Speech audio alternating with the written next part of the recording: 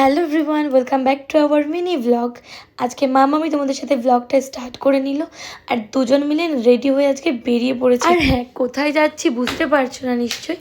আজকে যাচ্ছি একটা নেমন্তন্ন বাড়ি। কেন নেমন্তন্ন বাড়ি যাচ্ছি সেটাও তোমাদের বলবো। সব থেকে কঠিনতর রাস্তা হচ্ছে বাঁশের সাঁকো। উমা, এটা কে? কাকে দেখছো তোমরা? আমার মাকে দেখছো। আমার মা আমাদের সাথে ইনভিটেশনে ছিল।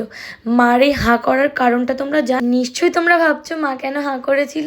একটু পরেই বুঝতে পারবে, দাঁড়াও ভিডিওটা দেখো।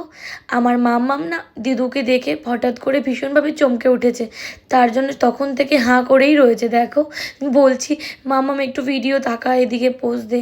পোজ দেওয়ার তো একদম এক নম্বরের মাস্টার। আমার সাথে আর মার সাথে হাঁটছে, হাঁ করেই হাঁটছে, কারণ আজকে দিদুকে দেখে ভীষণভাবে অবাক হয়ে গেছে। আর হ্যাঁ, আর একটা কথা, বলে না বাঁধা গরু ছাড়া পেলে যা হয়, আমার মামামকে দেখে সেটাই মনে হচ্ছে, কারণ ও ঘরে সবসময়ের জন্য